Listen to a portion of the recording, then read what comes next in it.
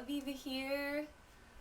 Just thought it would be fun today to read through the comments of the hemp program, the public comments that people made. So yeah, let's go read them together and see how we feel about it. There ended up being, I think, about like 4,700 to 5,000 comments, which is not a lot considering how many people live in America. This is a federal program that was up for comment. And I don't know why it's not being covered in the news. You would think this is the most important thing ever. And we're going to find out if anyone besides me said we need to grow this for personal use, not just, as a farmer. Like, we have a right to grow hemp in our own gardens. So let's see. Let's find out what it is. If y'all haven't been to my channel before, welcome so much. My name is Aviva. I am the founder of the Georgia Hemp Economic Revival Organization, and that's our organization that's been going on in Atlanta to educate folks, grassroots, about hemp. It's been going on for at least 6 or 7 years here, but I wrote Cannabis Car about 20 years ago, and that's when I really started advocating for cannabis to just be legal so that we can use it for whatever we want. Fuel, fiber, all that stuff. So welcome all of you newbies. Some of you already have been here for the mud building I do, for the music I do, and for the qigong that I do. So thank you for whatever reason you're here and whatever reason you ended up here. I hope you stick around and learn more about hemp if you don't know about hemp. And I'm going to keep this video uncut. I just want to be able to do a video that I don't have to edit post-production, and I'm just going to read through the comments. And yeah, being uncut is a good way to be in all aspects of life. I want to say it was snowing today. It's not snowing much anymore, but this is just the perfect day to go through your arm warmers and your leg warmers and organize that drawer or that box, because it's fun to wear warm clothes sometimes. I love how the cold weather brings us together, causes people to just stay home and be with their communities and help each other. All right, let's read some comments. Are you as excited as me? All right, let's dig in here.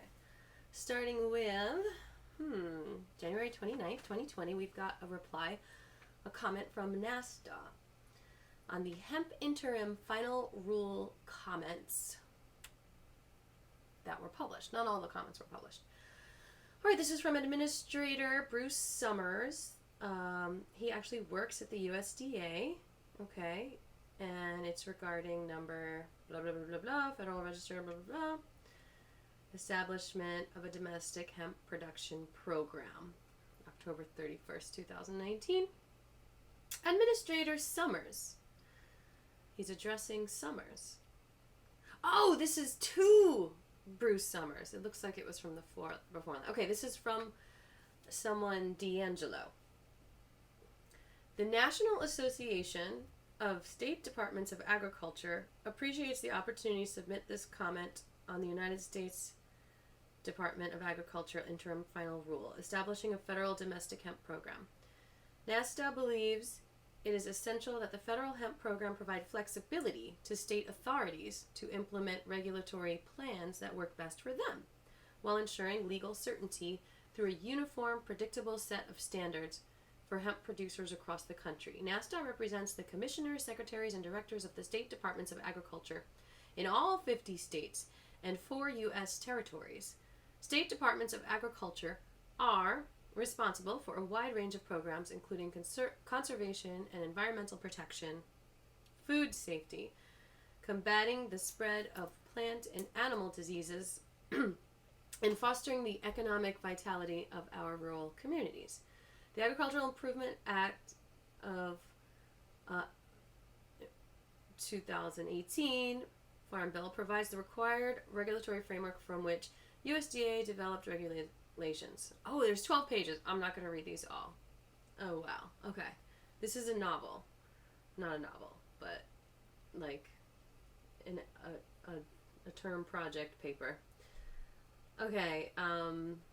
So NASDA supports the production, processing, and commercialization of hemp It encourages research in all aspects of hemp, from production to finished products, supports consistent model legislation to assist state legislatures in their efforts to enact laws permitting hemp production with their jurisdictions in accordance with the 2018 Farm Bill, supports the development of uniform standards. Okay, encourages the FDA to develop a model regulatory framework for oversight of the processing of hemp, and cannabidiol, CBD, which will protect public health and foster growth, blah, blah, blah, blah. Hemp production offers enormous potential to U.S. farmers. The United States is well positioned to develop the most competitive and our members welcome the opportunity to partner with the USDA in this historic effort. NASTA also appreciates the hard work of the USDA and especially the Agricultural Marketing Service, as well as their extensive outreach to our member states. That's nice. To better understand the challenges and opportunity the emerging industries face. Sorry, I'm just frustrated. Okay, 1. Testing within 15 days of harvest. NASTA appreciates USDA clarifying that THC also includes THCA, and that this testing is critical to defining the crop as hemp. The rule requires that hemp producers secure collection and testing of hemp within 15 days of harvest. This interval is not based on scientific research on THCA content at harvest, and therefore the length of the interval is questionable. Based on our experience in the state, this is not long enough of a window of time and will inevitably be problematic in virtually every state for numerous practical reasons which are beyond the control of the farmer as well as the State Department. Bottlenecks in testing are almost certain to arise in virtually any growing areas with significant production. Blah, blah, blah, blah, blah, blah, blah. For all these reasons, the 15-day testing window will almost certainly create a challenge for state regulations and farmers. These bottlenecks could be avoidable, blah, blah, blah, blah. Testing by DEA registered laboratory. NASTA appreciates the testing is essential to define crop as hemp. Therefore, the most important focus must be on having validated, accurate, and timely testing. Okay, anyway, you all can get on and read this one if you want. I actually downloaded the PDF, so I could email it to you if you want. This is from Delucia. All right, let's see. What else? What other comments? Comments from something Piper. They don't leave their first name. Comment. I beseech the USDA to base all regulations regarding cannabis horticulture be based on true science and with an eye to the least restrictive application of this law. Aye. It is now fairly well documented that many of the restrictions of cannabis enacted by legislation and regulation have dubious motivations. We also now know that there are countries on the planet that have very different approaches to the issue of drug abuse and how to treat it. Marijuana, or recreational cannabis, has been the focus of this resource's value to America, and that has been to our detriment.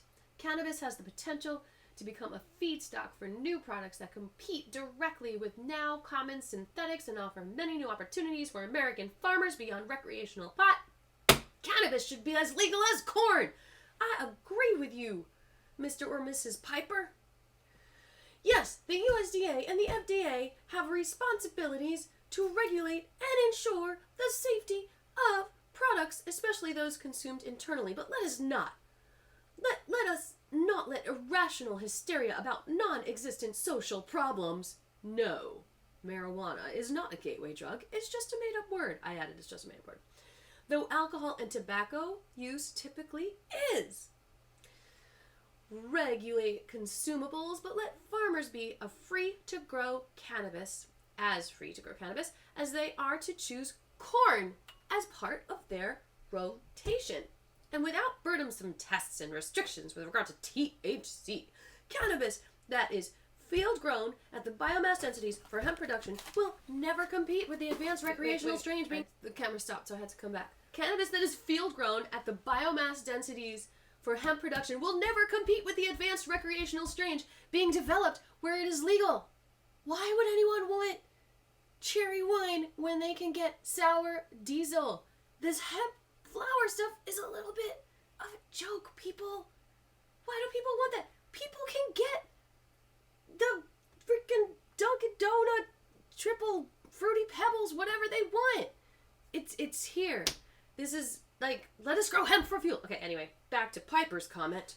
Cannabis should be as legal as corn. Corn can be fermented and distilled into toxic moonshine with much greater lethality than any known cannabis product.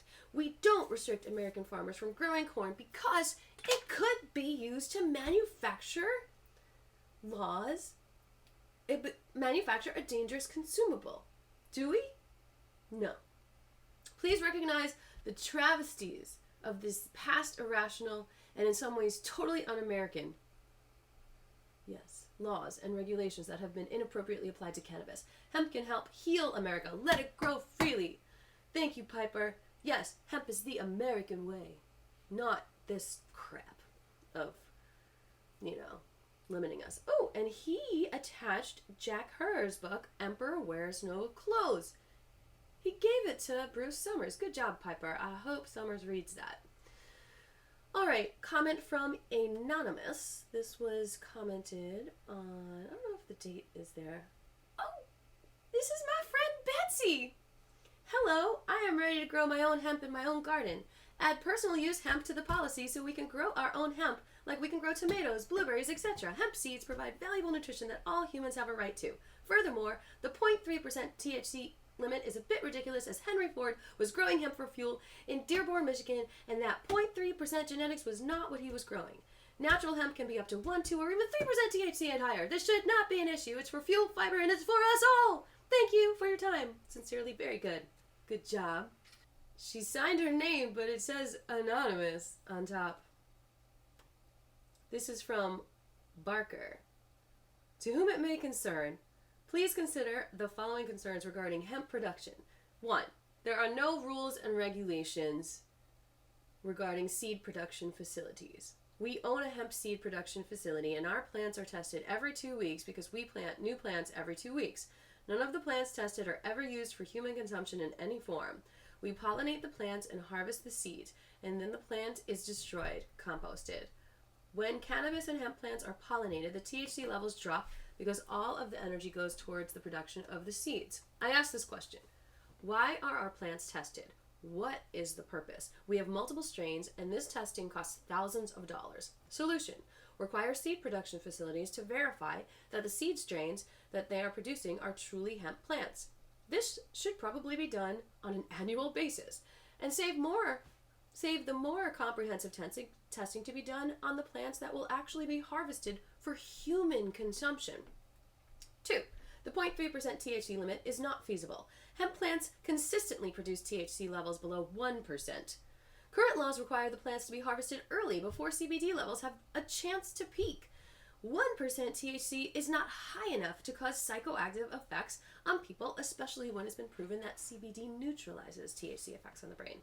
Solution: raise the THC limit to 1%. Yeah, sounds reasonable. Or 3. 3.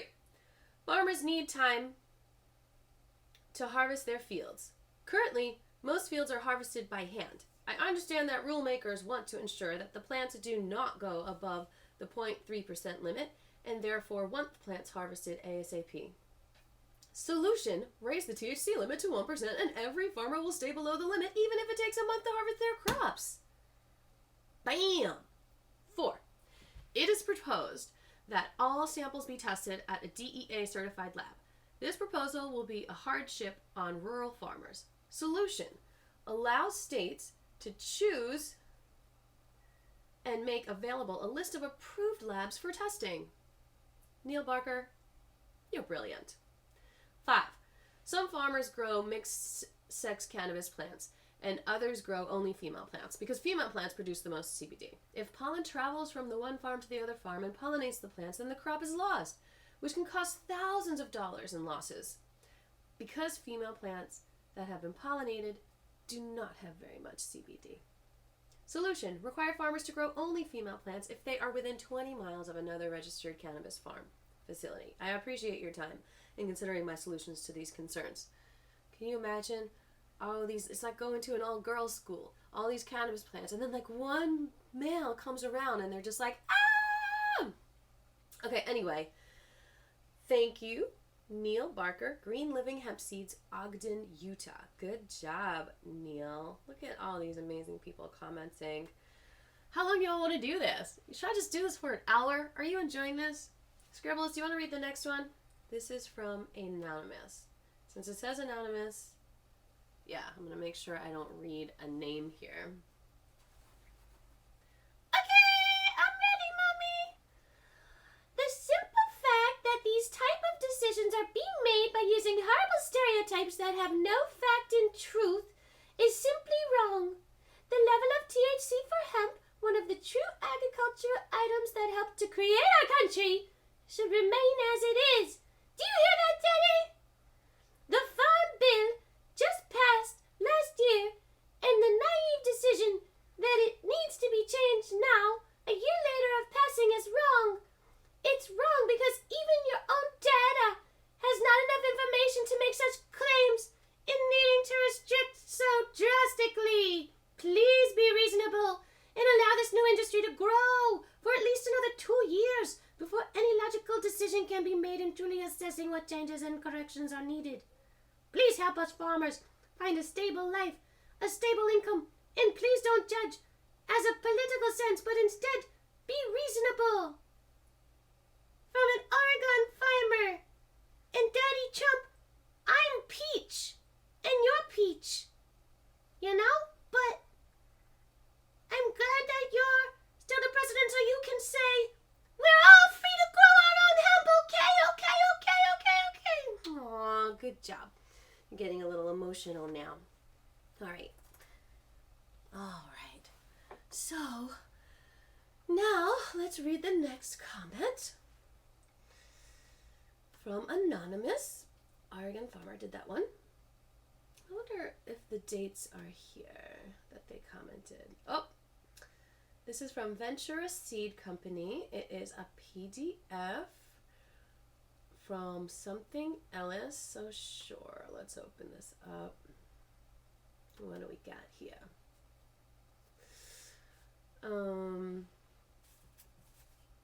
Oh, this was written December 30th, so early on in the comment period, from the Honorable Greg Eback, or it's to the Honorable Greg Eback, Undersecretary of Agriculture for Marketing and Regulatory Programs. Okay, dear Undersecretary Eback, on behalf of Ventura Seed Company, LLC, California's first hemp cultivator to be certified under the USDA's National Organic Program, we write to express our sincere thanks to you and your agency for its deep commitment to the hemp industry. The USDA's commitment to the hemp industry is clearly reflected in the thoroughness of the recently released interim final rule for the U.S. domestic hemp program.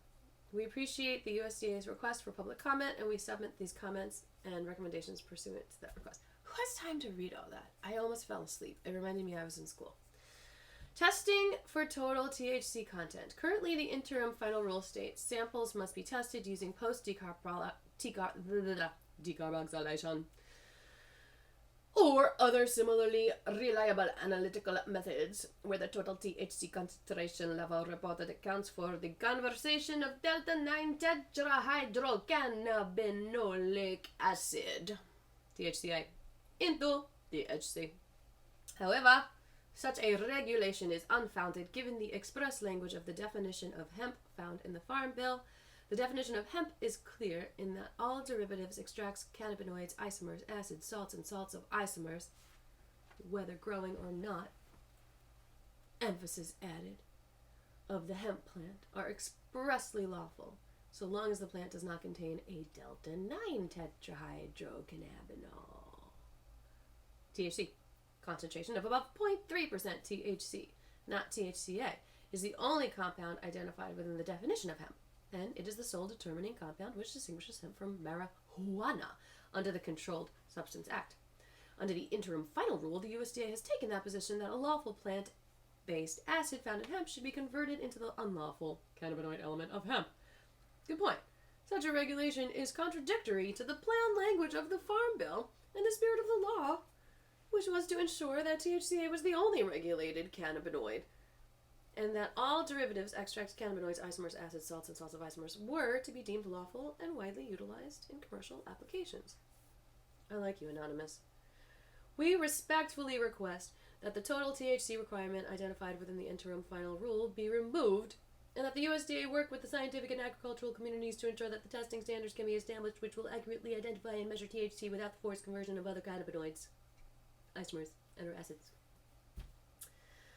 15-day prior to harvest sampling and testing period and compliance documentation, we respectfully request that the interim final rules current requirement that state and tribal plans implement sampling and testing 15 days prior to harvest be revised to ensure that the sampling period is rooted in scientific-based analysis. Per information complied by the Congressional Research Service, scientific and genome research indicate that hemp and marijuana are neither genetically identical nor genetically similar. Although hemp and marijuana are from the same cannabis plant, available research supports the conclusion that the selective breeding has resulted in two separate strains. A 2015 study by Canadian researchers reported that marijuana and hemp are significantly different at a genome-wide level, demonstrating that the distinction between these populations is not limited to genes underlying the THC production. Given there is scientific data available which suggests the distinction between the two plants is more profound than currently estimated, we call on the USDA to utilize its resources to further study the distinctions between hemp and marijuana. The information gained from such a study can help to determine at what point in the plant's life cycle, are you still awake? Is it scientifically apparent that the plant will grow to exhibit the characteristics of the marijuana plant or hemp plant? Okay. Anyway, the current 15-day prior to harvest sampling and testing period appears to be an arbitrary time frame, which was chosen without a basis currently available. Okay, well, this must be a lawyer writing this letter. Oh my gosh, this language. For all post-harvest materials and hemp-derived byproducts such as hemp-derived crude oil and hemp-derived distillates. Wait, what does it say? Therefore, it would be expressly clear to all industry participants that a valid pre-harvest report, blah, blah, blah, ensuring uniformity with respect to measurement of uncertainty. While we would like to thank the USDA for considering that a measurement of uncertainty exists within testing methods, oh, I talked to Mike Evans about this, we fear that the current guidance could have adverse effects on hemp farmers. Under the guidance issued for the interim final rule, the exact same plant sample could be determined to be either lawful or unlawful depending on the lab utilized for testing. The interim final rule notes that if a laboratory reports a result as 0.35% with a measurement of uncertainty of 0.06%, the distribution or range is 0.29% to 0.41%. Because 0.3% is within that distribution or range, the sample and the lot it represents is considered hemp for the purpose of compliance with the requirements of the state, tribal, or USDA hemp plans. However, if the measurement of uncertainty for the sample was 0.02%, the distribution or range is 0.33% to 0.37%. Because 0.3% or less is not within the distribution or range, the sample is not considered hemp for the purpose of plan compliance, and the lot it represents will be subject to disposal. That is well said. And I'm going to go on to the next comment, but Akasha Ellis, well done. Okay, go read her letter, y'all. I've got it downloaded. I guess I could send it to you. Okay, let's go to another comment here. Good morning. Oh, whoops. I just pulled up a video on how to build with bamboo that I'm gonna watch later. How are y'all doing? Are you guys feeling good? Are you enjoying listening? Because you don't have to look at your LED screen. You could be washing your dishes while you're listening to me read you the comments on the hemp program. I think it's important that we read each other's comments. I mean, it took enough energy to write the comments, right? Why would we read them? All right, this is from Perry. Texas State comments. Another attachment which I'm going to download because it's important stuff, y'all. What is this? I got two of them open. Ooh, pretty paper here, Charles Perry, Texas State Senator, District 28. He's writing to Honorable Sonny Perdue from our good state of Georgia, right? Doesn't Sonny live here? Anyway. He wrote this January 8th, so he had plenty of time before the deadline, which was January 29th. All right. He's also writing to Bill Richmond, the Chief U.S. Domestic Hemp Production Program Specialty Crops Program, AMS USDA. And the Secretary, Honorable Sonny Perdue of the United States Department of Agriculture. Okay, dear Secretary Perdue, congratulations on your recent completion and publication of the interim final rules for establishment of a domestic hemp production program hereinafter. USDA rules are the rules. Because this is a long paper. How many pages is this?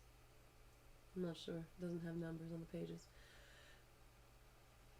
That offers guidance and regulations to states, tribes, territories, and individual stakeholders seeking to participate in this exciting new industry. It's not a new industry. It's been around forever, people. We applaud the dedication and extraordinary work that went into the development of this working document, and we thank you and your staff for this effort. As you are no doubt aware, Texas recently passed legislation to implement a hemp provisions of the 2018 Farm Bill, and Texas stakeholders are actively working to draft regulations to implement this law. As authors of the Texas legislation, we write this letter to offer input for your consideration as the USDA collects information regarding its rules. Thank you for your consideration of our input. Section 297B, A1. Nice being specific, Texas. Of Farm Bill. Specifically provides that a state shall have primary regulatory authority over the production of hemp in the state, so long as the regulatory plan submitted by the state to the USDA meets all 7 conditions set forth in Section 297BA2. Furthermore, as the USDA considers the diverse plans and approaches that states, tribals, etc. submit for approval, we encourage the USDA to keep in mind the original intent of this legislation was not to limit what the states and tribal government include in their state or tribal plan as long as it's consistent with this subtitle, in quotes. Conference Committee report, emphasis added. It is our view that the Texas statute meets the mandate set forth in Section 297B.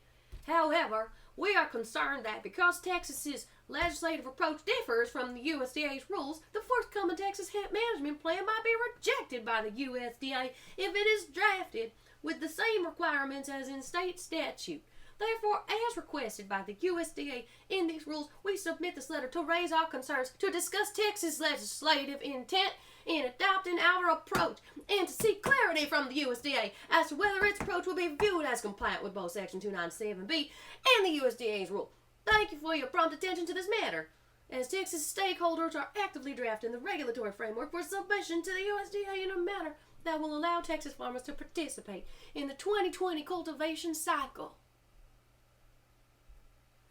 All right, I'm going to go on to the next one. But there's several more pages if you want to read that. I think it's a good one. Comment from Smith. Did I do this yet? I don't think so. This is from Mr. or Mrs. Smith. The first name is not provided. Everyone in the hemp industry is approved by the 2018 Farm Bill. Everyone in the hemp industry, as approved by the 2018 Farm Bill, are appalled at the USDA's interim rule on the total THC concentration post-decarboxylation. You have made growing hemp for high CBD almost impossible. Congratulations! The seed genetics that have already been approved will almost all be no good. You have gone against the federal regulations and made your own rules as you see fit. Instead of helping our farmers, the economy, and the health of our citizens move forward, you've made us all take a huge step backwards. It's sickening how you think you know what's best for a particular demographic of people or products without even asking the people who use hemp and grow it. Isn't that a good point? Your interim rule should have instead said, total THC of the plant cannot exceed 1%. And Delta 9 cannot exceed 0.3%.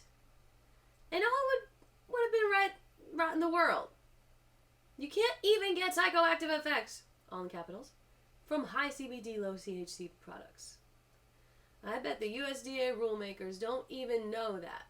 Blindly making rules that hold the thumb to the farmers. Thanks for helping us digress further as a nation of farmers and natural health advocates instead of standing behind us and helping us move forward. Instead of helping us and having the backs of those who followed the initial rules, you've closed the doors and turned your backs. I would expect the marketplace will see more black market sales instead of lawful ones.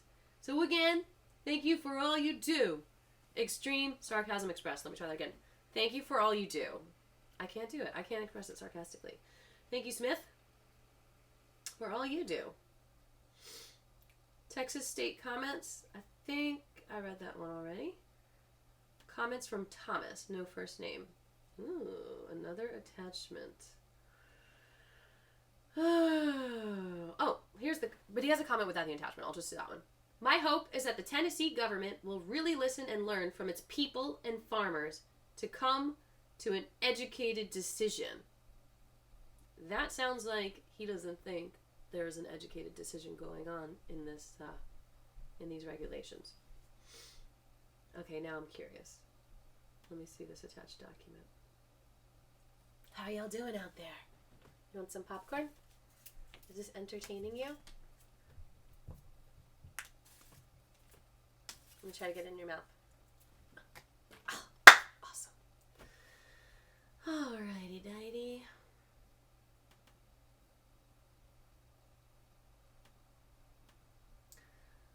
I lost the most important person in my life to cancer. I watched for over 3 years as my mom's life was taken from her. Therefore, I will never give up fighting for cannabis.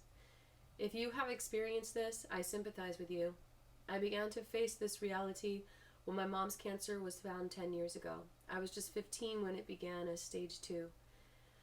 She received radiation and went into remission. She was re-diagnosed 5 years later as stage 4 when I had just turned 20. 3 years later, at 23, in May of 2019, my mom passed away. Just 2 weeks before I graduated college. I'm so sorry. I graduated with a plant science degree from the University of Tennessee, Knoxville. That time was the most confusing and devastating time of my life. As a plant scientist and a firm believer in natural plant medicine, I couldn't help but feel angry at the system. Cannabis is the only thing that helped her through her horrific fate, and it was never offered to her by one single doctor or medical professional. People like my mother need this medicine. This is serious. This is necessary. I first started learning in depth about this amazing plant when the Farm Bill passed, and it was talked about it in my classes. Being surrounded by plant people and highly educated professors who were also plant people, we all celebrated. The more I learned the science behind it, the more I urged my mom to use the plant. We brought her hemp oil. I made her edibles. At first, she was very skeptical only because of the stigma behind it, and she didn't want that attached to her reputation. So I decided to grow it and show her a new perspective on it, that it is a plant and a gift that we as humans have always harbored for medicine and fiber. It made no sense that this was illegal, and I was determined to get my mom to use it, knowing what it could do. My plan worked, and she started taking the products I made and bought. She immediately saw a difference. Up until that point, when she would get chemo on Friday, she was brutally sick until the next week. Once she started hemp oil, she didn't get sick after chemo. She was able to go to work that very same day and work the entire next week. This was huge. Cannabis allowed her to continue living her life while she was slowly dying from cancer. Chemo is used to kill cells in the body, good and bad, making the body so weak and defenseless that the cancer patient's immune system can't fight anything they are exposed to, much less live their life in their final years. Cannabis works with the chemistry of the body, improving the immune system. This is what completely changed her mind. Fast forward a year and a half, and she was preaching CBD oil to everyone. Although her cancer was already too progressed throughout her body, it enhanced her life so much through the last year of her battle. I remember one night she cried to me about how backwards the medical industry had shown itself to be in her own process. She was at the best hospital in the country, and she still wept because no one seemed to care that she was dying. It was always just one or two options: more chemo, more pain pills, or more money.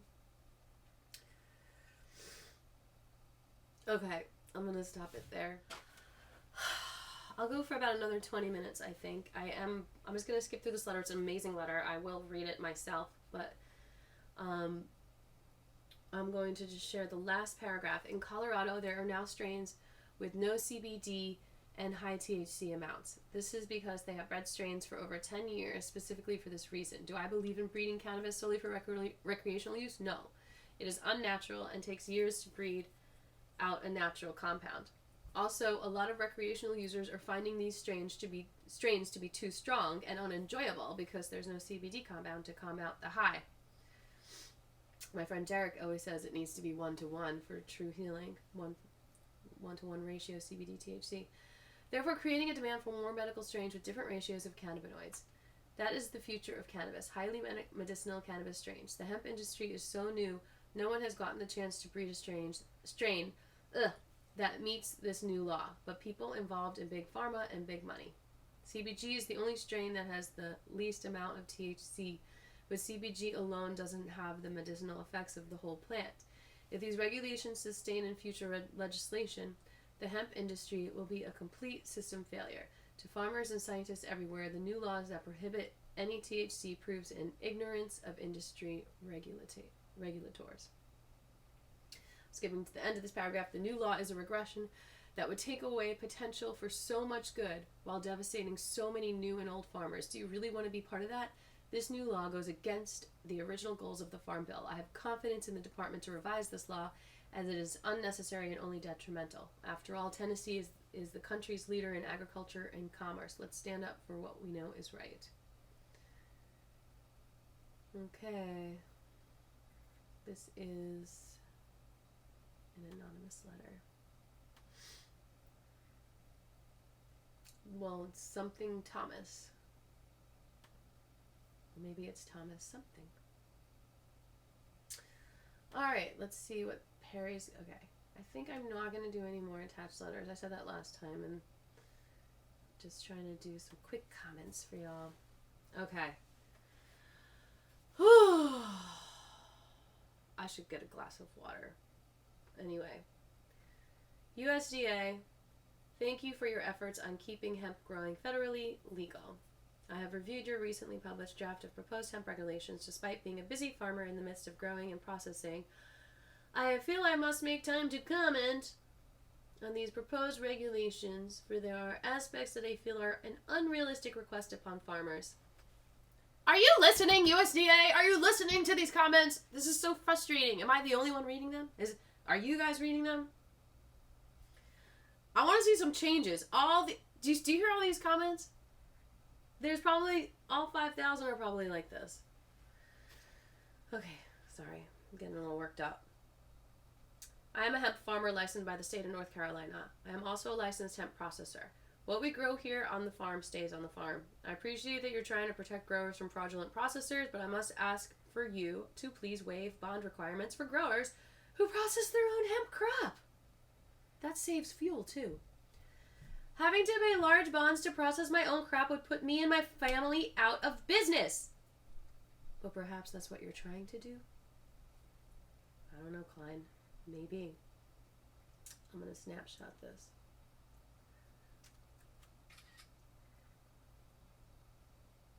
Meredith Klein. Good job, babe. What did she say?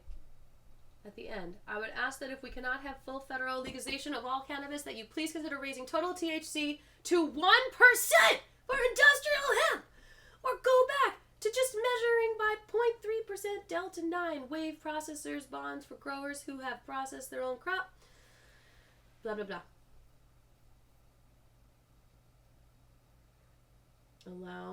Allow growers to test their industrial hemp with non-DEA approved third-party laboratories and augment your testing window away from the delicate proximity of harvest hemp.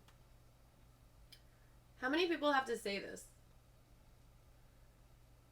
This is from Konopasek. As a registered nurse who has cared for patients using CBD oil as a successful treatment and a third-generation Iowa farmer, I submit the comments from the Vote Hemp organization.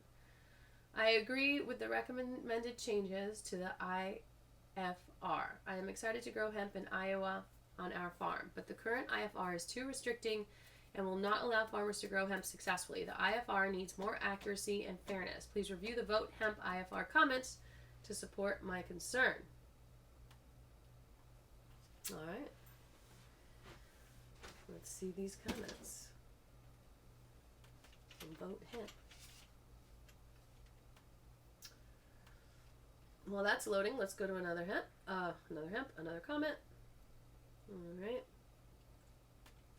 McCall. Is this from Tom McCall, the co-sponsor of our hemp bill?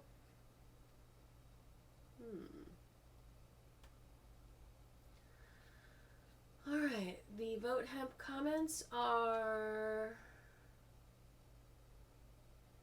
Wow. The day it was due. January 29th, 2020 is when it was written. To whom it may concern, Vote Hemp is the nation's leading and longest-serving advocacy organization for federal policy regarding hemp farming and hemp production manufacturing in the United States. At the request of the U.S. Department of Agriculture, Agricultural Marketing Service, we share the following comments regarding certain provisions of the interim final rule of the establishment of a domestic hemp production program. IFR is its initial, I didn't realize that. Interim final rule, IFR. As the agency continues to develop the regulatory framework mandated by the Agricultural Improvement Act of 2018. Vote Hemp believes the USDA has taken steps in the right direction in drafting the IFR. However, certain provisions do raise serious concerns for our stakeholders, hemp producers, processors, and manufacturers that we discuss in detail below. The measurement of uncertainties, the first Roman numeral. Sampling procedure is the second numeral. Sampling to harvest window. They also say 45 days should be. Disposal of non-compliant plants. Okay, let's read this, because we should never burn this plant. It's too valuable. Besides, what if it phytoremediated chemicals? Then you burn the chemicals in the air. The IFR requires all non-compliant plant material to be destroyed pursuant to DEA regulations. The complete destruction of a non-compliant hemp crop poses a great risk of economic hardship on hemp farmers, who may invest upwards $35,000 per acre for planting. Under the IFR, hemp producers risk losing the entirety of their investments and are subject to further liability for the costs associated with the destruction of their crop. The 2018 Farm Bill makes no mention of destruction. It only requires disposal of non-compliant plants or plant material. The statute specifically says, contents, a state or tribal plan referred to in paragraph shall only be required to include a procedure for the effective disposal, whether growing or not, that are produced in violation of this subtitle and products derived from those plants. Are we back in the 40s where y'all are burning people's crops and causing homelessness? Can we stop this, please? Oh my goodness. Like, why can't you just sell them to the low THC oil producers? Or how about raise the limits and don't have this 0.3% limit? End use. It's all about end use. If you don't want the THC in your oil, don't buy it.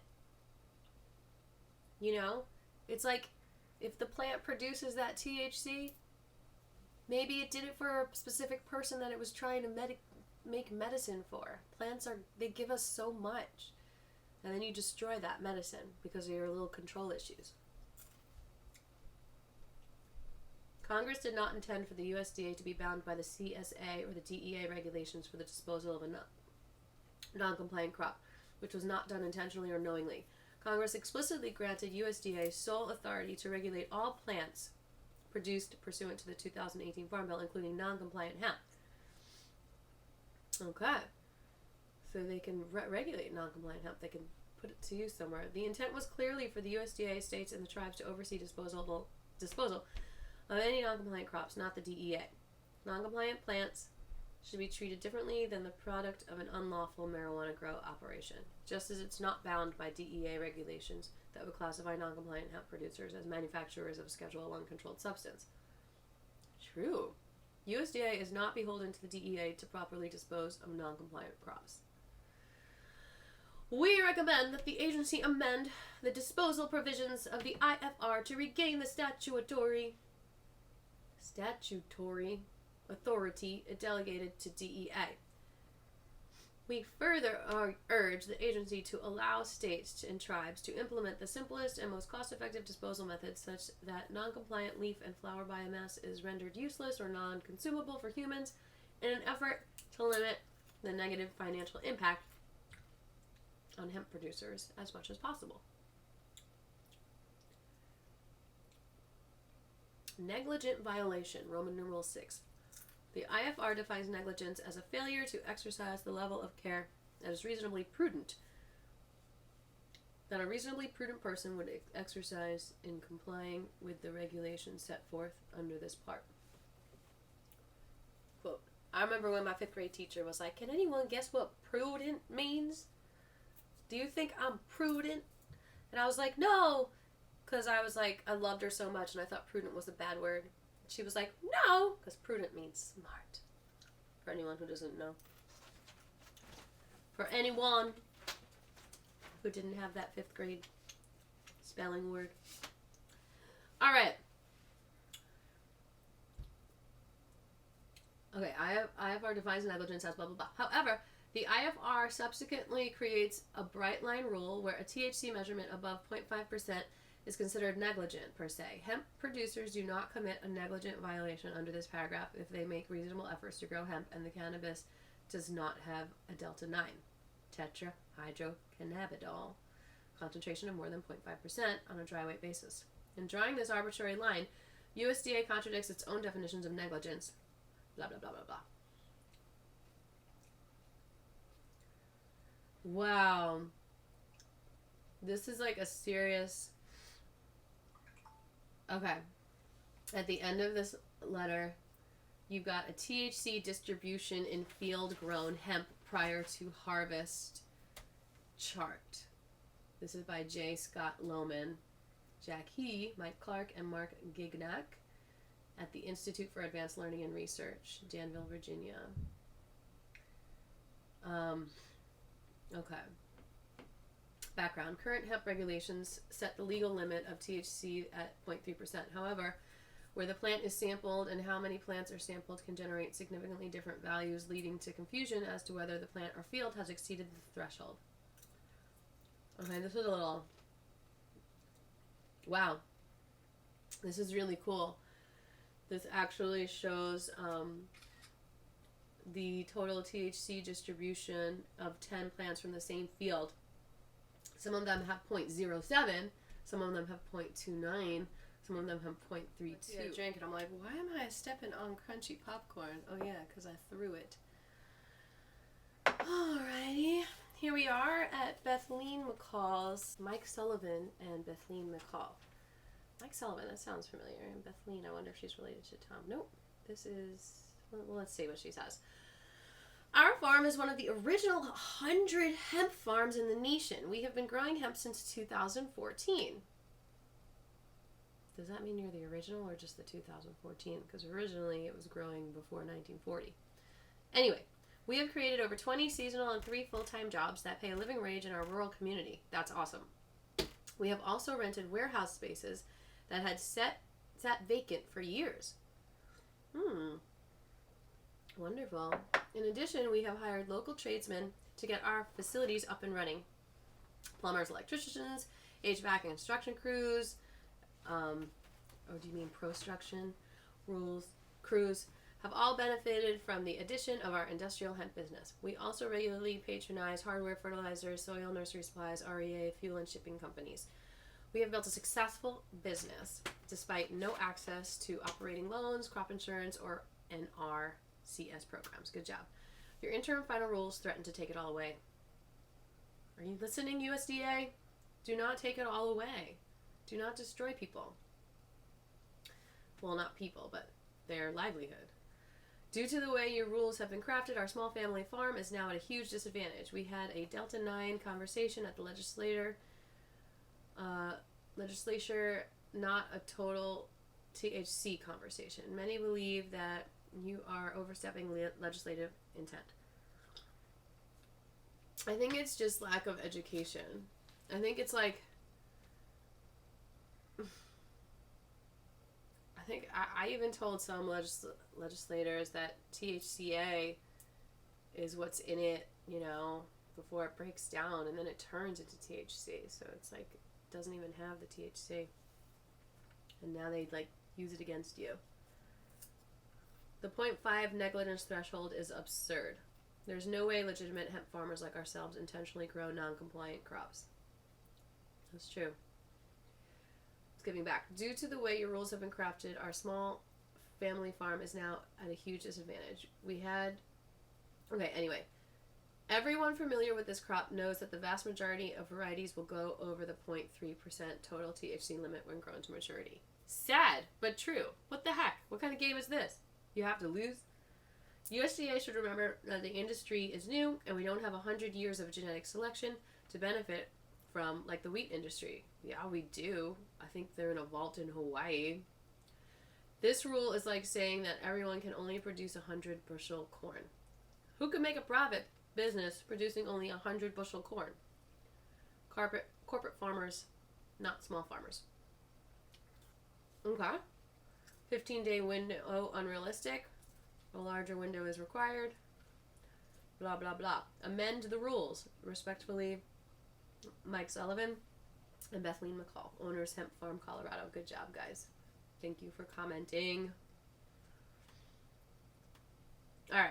Just 2 more comments, and then I'm going to let you read them on your own. But I have to get to Golden Drops Cafe, where I'm singing today. This is from Kosak. Robert Kosak. From Pharma Extracts Legal Department. I think this is Georgia Extracts.